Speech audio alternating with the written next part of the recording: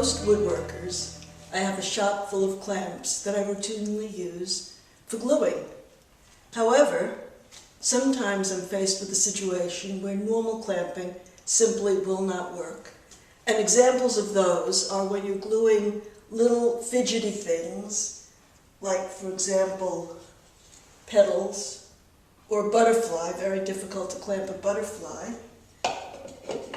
or loops and tails that simply won't clamp without breakage, or anything glued on the diagonal that tends to slip out of position, or, this is not only a diagonal, but thin wood, where it's very difficult to center your clamp evenly so that you don't exert pressure either too much on the bottom or the top, which will cause it to shift out of position. When I'm faced with things like this, I abandon the commercial clamps and I use the original clamps. I call them hand clamps, which can work very, very well, but requires special kinds of adhesives. You need an adhesive that is going to hold the piece in position once you remove your hands and won't require you to stand there for hours holding it. You need something also that is strong. For my purposes, I need something that gives resistance to shear. And it also needs enough setup or open time so that I can position things properly. On something like this, for example, you want the petals to be absolutely even, and that may need some shifting, and you don't want to be caught mid-petal. All right, now, in order to do this kind of work, I was relying primarily on two different adhesives. One of them, and obviously this is put into smaller bottles, is a PVA glue that is thick, dries clear, has a very good grab, good setup time for a wood glue. And that had been my go-to glue for a long time.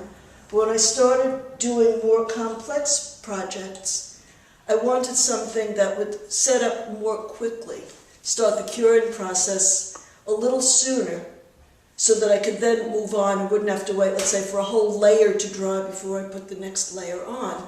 Now, the obvious glue, you would say, would be, well, CA adhesive, but those have long been touted for being very vulnerable to shear. And on the kind of work that I do, shear is a problem. However, when a new product came out a little while ago called Titebond, which was marketed as a CA adhesive that was specially formulated to work with wood, I decided to give it a try, and I created my own shear tests to make sure that I wasn't advising people improperly. Remember, when I publish an article and recommend products, I want to make sure that they will work. What I do in the privacy of my own shop is important, but doesn't have that same urgency to it. And I was delighted with the performance. It did indeed deliver. So that I was nothing short of devastated to discover that it was no longer being sold. I did a little research and discovered that the product was now being sold by DAP under the name Rapid Fuse Wood Adhesive. Newly come out on the market, but supposedly conforming to the Titebond medium formulation. So I decided I would give that a try, and I figured as long as I was doing some testing, I would see what else was out there, and discovered that Titebond had come out with a line of instant bond wood adhesives. So these now are CA glues that are formulated for use with wood in various thicknesses. And I said, let me give these a try. So I decided to try the thick and the gel versions, and that they had also come out with a new PVA glue called Quick&Thick, a multi-surface glue marketed as being thicker, faster, stronger, being advocated for the kinds of projects I do woodworking, but also woodworking into craftsy kind. This was not meant as your all-purpose adhesive, but for its specific uses looked very attractive to me. So I said, fine, I will include that on my testing. All right, and what I decided here to do is to set up some tests. I used a variety of woods so that I could generalize, so that this was not just true for gluing on poplar. woods of different hardnesses, different compositions, to see if there was variation. And the first thing that I wanted to see, which was first in importance, was how long it would take for the adhesive to hold a piece into position. This doesn't mean cure, this doesn't mean immovable, but it means when I let go of it, will it stay? Without a thick adhesive, you need to prop it up. I use little pieces of foam, things I used to do with my cake decorating, because icings don't have all these different formulations. So that I did something like this. By the way, I love the fact that this bottle, so far, with this little insert here, seems to stay clog-free. I will know over time how well it works. But here's what I would do. I would take this, hold it into position, and see what would happen once I released. Looking for any movement, because you don't want to come back and discover that your flower has just collapsed, and discovered that it worked beautifully. Now this is still open. If I move it, it will shift. If I put pressure on it, it will fall. But if I leave it alone, I can move and work carefully. I can move around and accomplish what I need to do. So I did this with a variety of loops, tails. This is what a tail looks like, these little fragile things, bow loops. And I let everything set up overnight. I wanted to make sure everything was cured for the next part of my testing, which was resistance to shear. Oops, that's what happens when you play with it. Okay, you leave it alone. Okay, and I measured the resistance to shear in two ways. The first way was with what I call normal rough handling. Somebody comes over and they say, oh, what a nice box. And the question is, will this hold? What if they pick it up by a tail? Will that hold? All right, so this is what I wanted to see. First of all, now no one has ever tried to pick this up by the butterfly. I think even children are aware that this is not a thing to do. But that was my first measure. However, I then wanted to see what would happen if I deliberately tried to break the bond using my full strength. Now, my full strength is not as strong as the strongest full strength, but as a practical consideration, if I gave it a good yank, what would happen?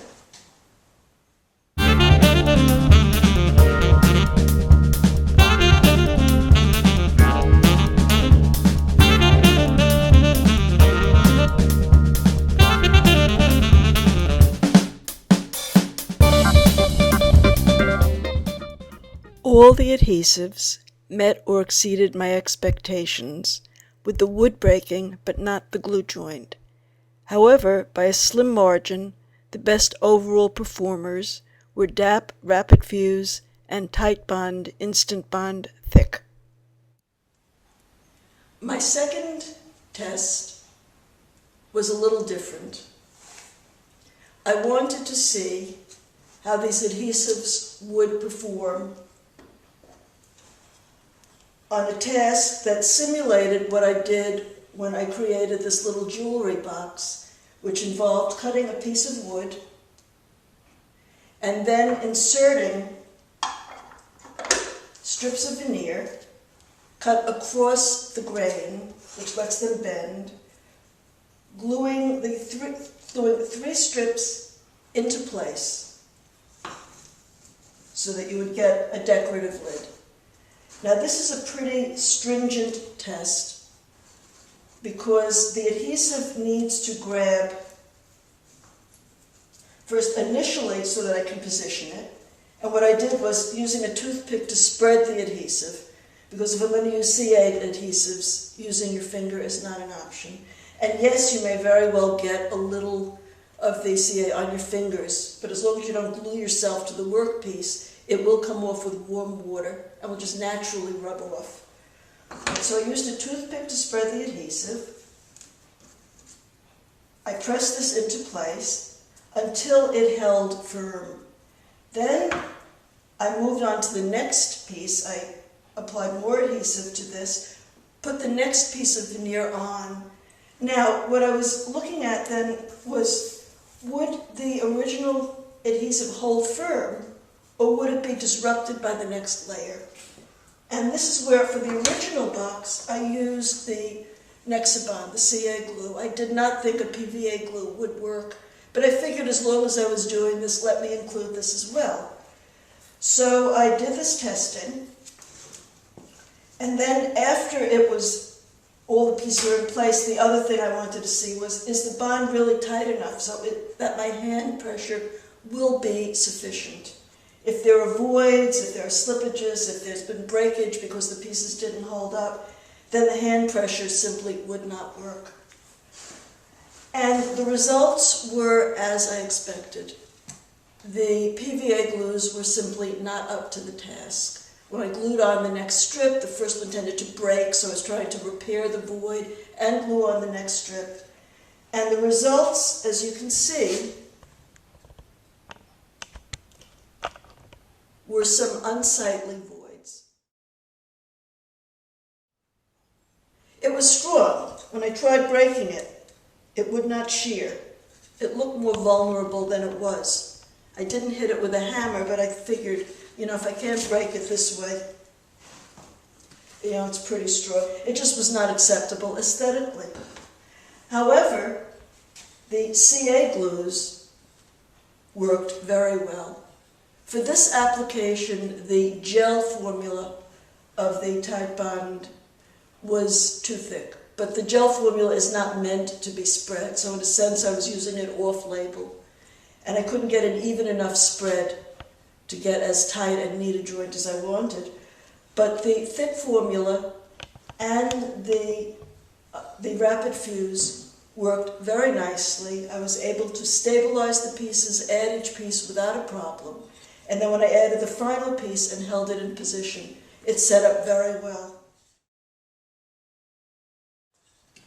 So at this point, I was and am more than satisfied that this new generation of CA adhesives formulated for wood really do deliver on their promises, that the new Titebond formula worked as well, perhaps even slightly better than the Weldbond, although I'm not measuring them with any tools or anything that would do it, so I could say that they are both satisfactory for the purposes, so that although your needs will vary depending on the specifics of your project, I'm sure that you will have no problem choosing which glue is for you. Thanks for watching.